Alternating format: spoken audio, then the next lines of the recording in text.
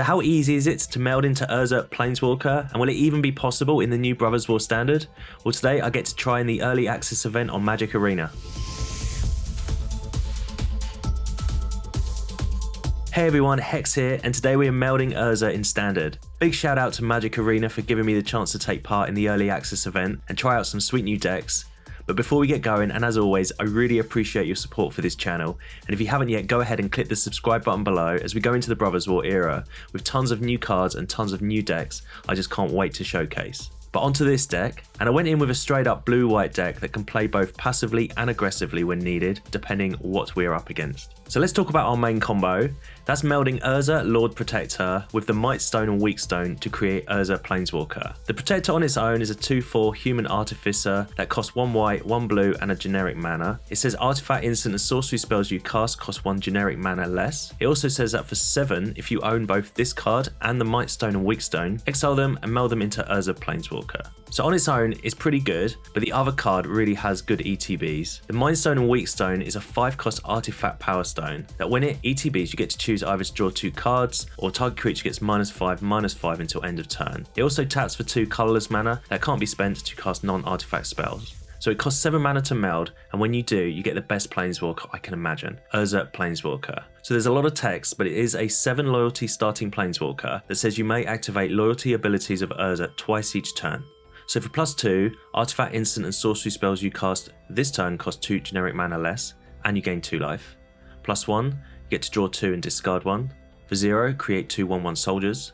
-3, exile target non-land permanent. And -10, artifact and planeswalkers you control gain indestructible until end of turn, then destroy all non-land permanents. So once this hits the battlefield, the opponent needs an immediate answer, although they'll find it very difficult to come back. So how do we get to this point and 7 mana and the combo pieces? Well, we need interaction, card draw, and maybe a plan B. Card draw comes from another Planeswalker, Teferi, Temporal, Pilgrim. It's a 5-drop 4 starting loyalty blue Planeswalker that says when you draw a card, put a loyalty counter on it. For 0, you get to draw a card.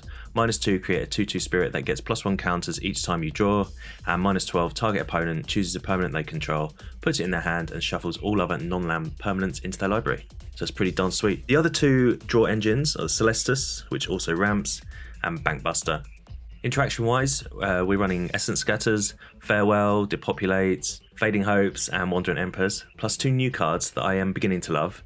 Firstly, Soul Partition. It's a 2-cost instant that exiles target non-land permanent, and for as long as that card is exiled, its owner may play it, but opponents must pay 2 more for that privilege. Essentially, you can target your own stuff for no added cost if needs must. Lastly, my favourite card of the day actually, it's Surge Engine, which is a 3/2 artifact defender, but you can pump blue mana into it to create a bit of a monster. So this is great if you're holding open mana on your opponent's turn, but want some way to use it in the end step. So for a blue, it loses defender and gains it can't be blocked. For 2 and a blue, it then becomes a 5/4, and for 4 and 2 blue, you then get to draw 3 cards. This creature solely won me more games than any other creature with its unblockable text, and it is a great addition here. It's our plan B basically, if all else fails. So that's the deck, 26 lands, and it seems pretty strong. For day 1 of brewing, I really enjoyed this, even if control style deck's not really my go-to style, and I hope you get to also enjoy what we managed to achieve. Alright, on the play here, Fading Hope, Surge Engine, yeah, this is a really good hand. None of our combo pieces to meld into, but I'm pretty happy with what's going on here. We drop our island and hold open Fading Hope. Opponent with a Swamp and a Cult Conscript. And notice our opponent here is one of the people that got me into playing Magic, specifically Commander, so shout out to them. And we get to play Surge Engine here. Surge Engine, a nice little blocker, if anything. But it's a good mana sink here. Okay, it gets cut down anyway, so no need to worry too much about that. So we draw a Soul Partition, drop our 3rd mana, and we can play our other Surge Engine here. So yeah, good mana sink if we've got nothing else to do in our opponent's turn and we're holding open mana. Does have Defender at the moment. For that 1 blue that we're holding open, we can make it lose Defender and gain it can't be blocked. So no blocks, we just take the damage here, see what they want to do in our their second main phase. So yeah, we'll just try and hold fire. There's Flesh Gorger, which is a 3/3 as its prototype cost. It has Menace and Lifelink, and it has a ward, so it costs you life based on how much power that creature has. So it's going to pass our turn. not really do anything at the moment. We'll just let the opponent try and make some moves. They might be worried about a Wandering Emperor, so they'll probably want to attack first, and if they've got a really good spell, they'll play it in their second main. Let's see what they want to do. I guess they don't want to attack with the Conscript in case we do have an Emperor, because this Conscript is going to keep coming back from the graveyard. And yeah, they just attack with the Flesh Gorger. Can't do anything about that. And it's a Mishra in the second main, so although we don't have a counter spell, we can certainly slow them down by putting that back in their hand. I'll put on the screen what Mishra does, but essentially it's another Meld card here. Very powerful one. And yeah, we can use our open mana to start pumping it into our Surge Engine. It's now a 5/4, unblockable. Our hand's not particularly great at the moment. The only thing we can do is play this Teferi. And yeah, I'm going to have to up it, or sorry, zero it to draw a card. It puts a loyalty counter on the card, just to get it out of range of the Flesh Gorger, if anything. So we draw an Essence Scatter, which is cool. Shame we didn't have that on this turn to counter this Mishra. Opponent gets in there with the 3/3, can't do anything about that, has Menace, so we have to take it. Get to draw a card, which puts a counter on Teferi, and we get to drop our planes. So we'll draw a card first, see what we get, another land. And we can Soul Partition this Mishra here to slow them down, so they can cast their Mishra again from exile. It's just going to cost them 2 more. And we'll just do what we did last turn, and just sit back. So unless they can kill this creature on our battlefield, they can't really do anything about Teferi. We can always pump 6 mana into our Surge Engine as well next turn, which will draw us 3 cards, and that will really boost our Teferi. Opponent is up to 29 life, and here comes another Mishra, but we do have the Essence Scatter this time, so we're able to counter that. And it's another skeleton there, comes in tapped. And we say go. There's a Fading Hope. We get to draw a card through our Teferi here. Another land, okay. Yeah, we'll just draw the 3 cards, see what we can find. Put some loyalty counters on our Teferi. I mean, we could do this on our opponent's turn, but may as well just do it there.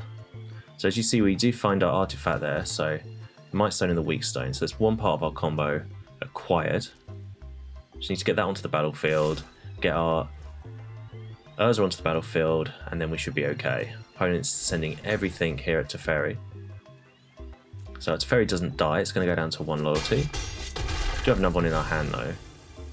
We did get to eat one of the skeletons, and it's a Phyrexian Dragon Engine here, 2/2 double strike.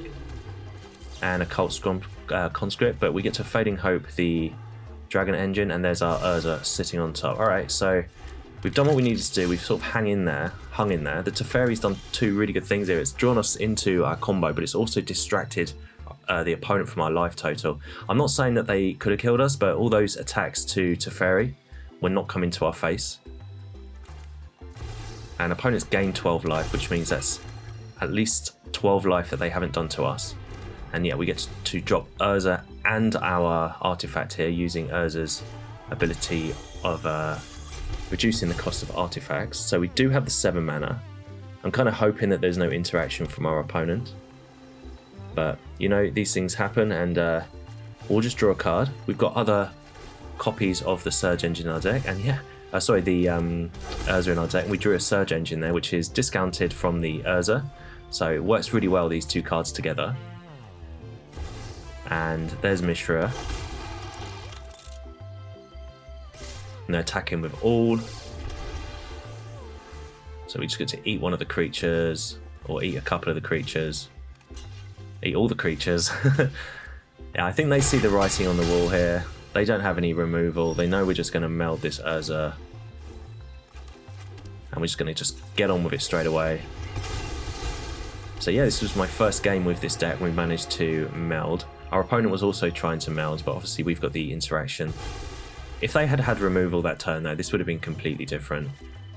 And these Surge Engines have really helped in just sort of stabilising the board. Without them, our Teferi would have just been a sitting duck. So we get to draw a couple of cards, discard a card, and this is also going to boost up our Teferi. And yeah, we can just attack our opponent with our Surge Engine. So this is where these creatures are pretty good now. So opponent is on 30 life, but we're going to be able to deal with whatever they do as they drop their... Okay, so it's sort of an artifact theme here. The 2/2 double strike and the 3/1 Razorlight, which can't block. But yeah, we can just go through the motions with these Surge Engines as we find another Urza. So I don't want to take too long doing this, but we do have to try and win the game, and we are only on 6 life, so we can't go too crazy. I guess we can exile their board if we need to, but we'll draw a couple of cards and discard a card. This is just adding loyalty counters to Teferi. But like I said, I don't really want to hold our opponent up too long, but we do have to try and find a way to win this. So we'll just exile this 2/2. And we have Otawara, the Wandering Emperor, in our hand. Not much they can do here. Actually, they can't block anything, so they go down to 12. And yeah, we'll just pass the turn and we'll hold open Wandering Emperor and Otawara if necessary. They may have a haster, which they don't. And they just go to attack the Urza. We just block that. We could flash out the Wandering Emperor there. We could flash out the Wandering Emperor here. But kudos to our opponents too, hanging in there. I mean, it's not nice when you have everything removed, especially I guess with this Urza coming down. It's a pretty feel-bad card. But yeah, there's our 3 Planeswalkers on the battlefield. And we can just poke our opponent for lethal this turn. So good game. That went pretty well.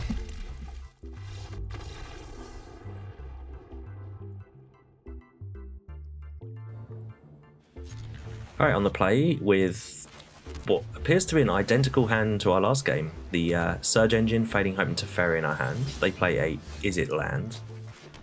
We drop our planes and we can throw down Surge Engine. So yeah, they could have a whole plethora of different counter magic and burn spells, but we just have to play through all of that. If they are playing... Yeah, they are playing, it looks like a prowess, so they're going to want to play their burn spells in their upkeep. So yeah, maybe the Surge Engine was a good card to put down there. I'm not sure if this was the right play necessarily, playing the Surge Engine and then Fading Hope to Balmor, but it's a tempo play that I'm pretty happy with. And yeah, we can't do anything with these Surge Engines because they are not leveled up yet. But opponent is going to have to kill them if they can, because they are going to take over. And it's the return of the Balmor. And no further spells. Alright, so we've got a couple of options here. We can pump our mana into the Surge Engines and get in for 6, or we can just hold our turn and play the Wandering Emperor. Now, doing it this way maybe encourages our opponent to get off some lightning strikes or play with fire, and it's Ancestral Anger. So yeah, kind of prowess style deck. It's already a 3/3 and they get to draw a card. And they're holding open 3 mana. They go to attack. I was wary about playing the Wandering Emperor. I decided to just wait and see if they were going to make another move on this turn. And they didn't play another creature, so it probably got a counter spell. So I'm going to use this opportunity to pump mana into the Surge Engine. It's a really good way of dealing with this type of board state. And we can attack the opponent for 5 mana, for 5 damage here. They definitely can't counter that. And we'll just do what we did last turn. We'll hold open Wandering Emperor. We'll hold open the mana sink into the 3/2. And they are down to 14 life, so they can only take... Well, they can only take 2 more hits from the Surge Engine, and it's another Ancestral Anger. So this is a funny type of game. We've turned into more of an aggro style deck here. Can't see us playing these Teferis anytime soon. And if we do, that will distract the opponent from our life total, so that's pretty nice. Certainly don't see us melding it anytime soon either. I played with this prowess deck a lot today and really enjoyed it. There's some really sweet cards. And they draw a 5th land. So they certainly got more land than we do at the moment, and they can attack like we did before. We could Wander an Emperor this right now, but I don't see the point. It's just 4 damage, and I'd be more wary about them countering it. So yeah, we'll just throw mana into the Surge Engine, and they were holding a Lightning Strike. So at least we got 1 on the battlefield that can't be blocked. And there's a Celestus. Alright, so a little bit of ramp there. So a big turn for us here. If we play the Celestus, then we're pretty much can only play the Surge Engine. Or we just wait and play the Wandering Emperor. So we take the opponent down to 9. Yeah, I went for the Celestus and the Surge Engine here. And opponent had Consider. Okay.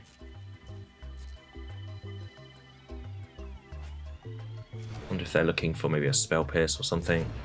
As it resolves, and we get to play Surge Engine now. And that resolves.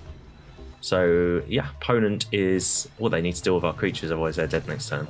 And there's the Monastery Swift Spear, one of the new cards. On 13, I mean, there's a chance we could die here if they can go cheap spell into cheap spell into cheap spell, but if we block, we're going to lose our creature, and I don't think we're going to win anyway, so we're going to fingers crossed hope that they can't do 13 damage here. There's 5 coming our way. Worst thing here would probably be a Play with Fire on our little 3-2. Okay, we're down to 8. And I guess we just go for it here. So we can pay a blue, so it loses Defender. We can go to attacks. And it's a Sokenzan, and that's going to create a couple of 1/1s, but these creatures can't be blocked, so unless I'm missing something, this is a lethal attack. Yeah, I've won so many games with this Surge Engine today, just across different decks. I mean, it's a pretty decent card.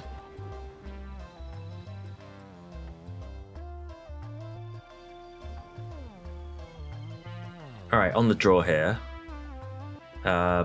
This hand, Celestus, Wandering Emperor, and the Mightstone. I mean, they're good cards, but if the opponent is any kind of aggressive deck, we're in real trouble here. So yeah, we'll mull that. This is better. It gives us something to do on turn 2. I mulled the, I put the Urza to the bottom there. I wonder if that's going to come back and bite me. I wasn't really sure what to bottom there, but maybe it should have been the Teferi, but we'll see how this goes. Especially as we had the Mightstone in our hand. Anyway, they've got Recruitment Officer, so it's a soldier style deck. These were highly popular early on in the day.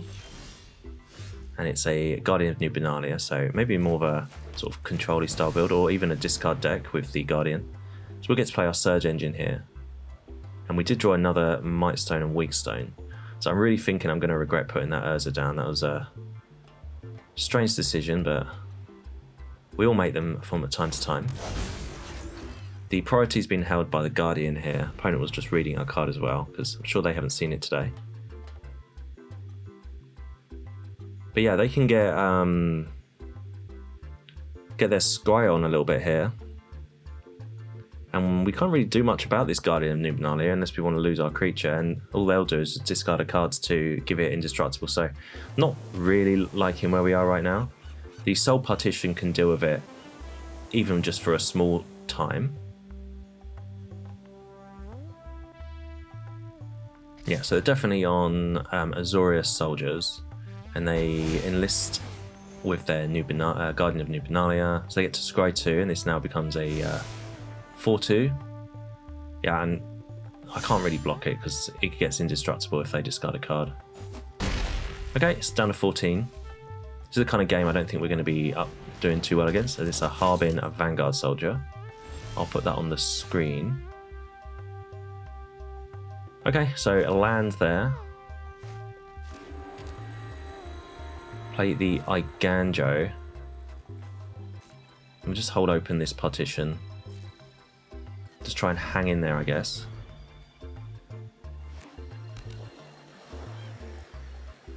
Opponent with a 4th mana. Okay, and they go to attacks. So they'll probably just enlist with the Guardian of Nubenalia, attack with the 3/2 as well. Again, nothing much we can do here, except for Soul Partition this Guardian once it enlists, take 3 damage from the other creature. So I hope they haven't got any cheap soldiers that they can play, because this flying creature, when it attacks, if there are 5 other attacking creatures, they all get flying, and all the soldiers sort of synergize with each other really well to pump each other up. So I think we're pretty much facing death here. We have some board wipes, Farewell and Depopulate in our deck, so chances are we might be able to find one of those. And I guess that's what we're looking for here. And it's Mirel. So during your turn, your opponents can't cast spells or activate abilities of artifacts, creature, enchantments.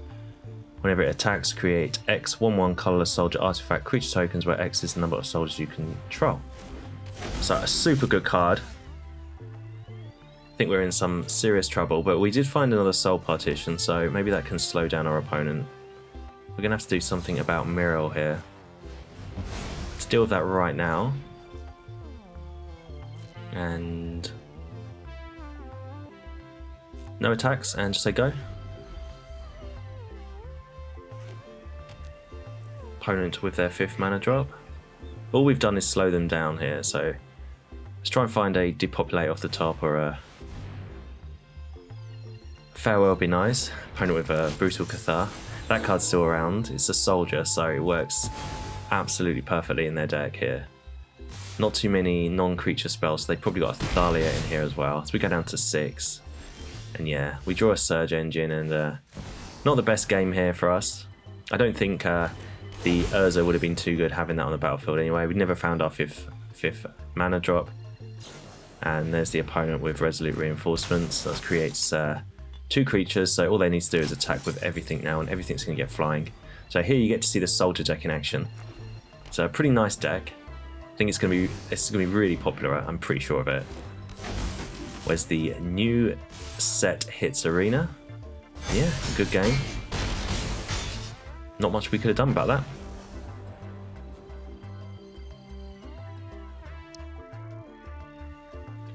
Alright, on the draw. With an interesting hand. I like having the counter spell and the Soul Partition, so should be pretty good. Hope we hit some land drops to get to these Teferis. Yeah, this is a definite keeper here. See what our opponent is playing.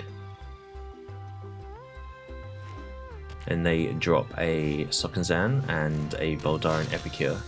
Alright, so this could be a whole different type of deck we're playing up against now. Interesting to see what card they follow up with. Okay, it's Triumph, Otawara. And they attack for 1. Nothing we can do about that. And we draw our artifact, our Mightstone and Weakstone. So if we can just hang in there, I like where we are. Opponent looks like they might be on a tricky deck to play against. It might be an Anvil deck. There's a lot of new sort of sacrifice cards. And that'll be really interesting to see, because I haven't actually seen that deck yet. Not in the Brothers War Early Access today. Opponent draws a card. And we do have the Essence Scatter and Soul Partition here. Okay, and it's a Haunted Ridge. And Mechanized Warfare. So if a red or artifact source you control would deal damage to an opponent or permanent an opponent controls, it deals that much damage at +1. Okay, well, we might as well just use this partition right now. Don't want to be taking any more damage than we need to. So yeah, probably an Anvil deck here. So we just draw a Plains, but that's exactly what we want.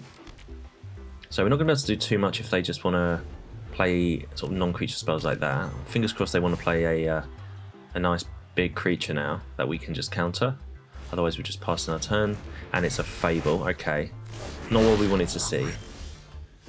That is what we wanted to see though, Depopulate. Alright, so when do we play this card? How much can we allow the opponent to put onto the battlefield? That's the question. So if we can just hang in there, I like where we are. Opponent looks like they might be on a tricky deck to play against. It might be an Anvil deck. There's a lot of new sort of sacrifice cards. How much can we allow the opponent to put onto the battlefield? That's the question. I went to pass the turn and just hold open Wandering Emperor and Essence Scatter. So I kind of want them to overextend here into our Depopulate. And yeah, they get to discard a couple of cards, and it's the Razorlash Transmogrant, which they can cast from the graveyard, so for 6, so that's pretty nice. And Ashnod Flesh Mechanist. Okay, so these are all the new toys for the Sacrifice deck. So it's going to be a really nice deck to try and build and play around. And yeah, they get in there with their 1/1 and their 2/2. Just going to let this go through. I would still want to hold open Essence Scatter in case there's something else to counter, but no, it's just a Voldaren Epicure, so I'm going to take a little bit more damage. We've taken 2 extra damage than we needed to there, but I was fine with seeing if they had anything else in their hand that we wanted to Essence Scatter. And we'll just play our Wandering Emperor now. And say go. We do have obviously the Depopulate in our hand. Just up our Wandering Emperor. And opponent, alright, they Voltage Surge our Wandering Emperor, so that didn't last very long, but that's what they were holding in their hand. Yeah, just Depopulate now and clear this board. Don't want to wait till Fable transforms, as we cannot survive that much damage, I don't think. But we've got the Teferis here, which are going to be pretty nice. And there's the Mechanized Warfare. Okay, we've also got the Mightstone and the Weakstone, which could do -5/-5 here.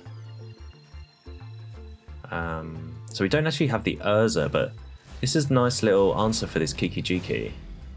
Yeah, so as it ETBs, we get to do -5/-5 to target creature, or we get to draw 2 cards. So we've stabilized. Now we get to play our Teferis and draw into some of our bigger spells. Opponent gets to cast their 4/2 from the graveyard. And we always play our Teferi. It's going to create a 2/2 this time. Could have drawn into potentially a land.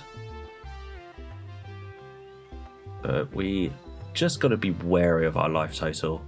And Teferi, we do have another Teferi in our hand, so I'm not overly concerned about this one. Opponent cracks their blood and draws a card. So they've got 7 open mana here. Yeah, so we're just waiting to try and find our Urza here as they drop Obnixilus, so what a nice card. And they chose not to sacrifice their Transmogrant, and they attack our Teferi. So I'm just going to block, I think. That's a nice easy block. I think we were always going to block. Maybe they should have casualtied their 4/2 there. Anyway, draw a card this time. It's just a land. And yeah, we're just going to hold open this Essence Scatter, really, I think. And we just keep hanging in there until we can do something with the Teferi. Sorry, until we can find out Urza. So Soul Partition doesn't work too well when the opponent's got all this mana to play with. We can deal with this 1/1 though. And there's the Anvil. Opponent ups Obnixilus. We'll discard our land here. See what they want to do before we start firing off our spells. Okay, they're just going to attack Teferi here with their 1/1. Okay, we'll just Soul Partition that. Maybe you should have done that in sort of the upkeep there. They gained 2 unnecessary life, but it's fine. They do have an Anvil in the battlefield now though, so they get to sacrifice their treasure, create a 1/1. Ooh, Farewell. Okay, that's a pretty nice draw there. So as always, we'll start off by drawing a card. And it's a Fading Hope. Alright, so pretty nice little turn of events for us here. Not like in the Obnixilus though. Not much I can do about that right now.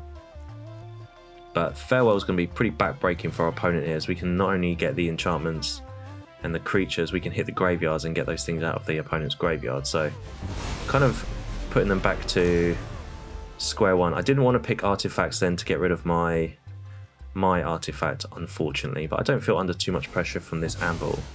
An opponent cashes in their Obnixilus there just for a 1-1. Our Teferi is sort of sneaking up in loyalty here, as we get to Fading Hope there 1-1. And yeah, opponent sees the writing on the wall and scoops it up before we get a chance to find our Urza. So thanks for watching. I'm glad we got to Meld. I mean, Urza is pretty unstoppable once it transforms, but getting there is a bit of a different story. Search Engine is nice here to dump mana into, and I'm sure this type of deck will be refined over the coming weeks, even maybe adding some black in it to make it a more Esper style deck. But anyway, subscribe if you can, and I'll talk to you again very soon.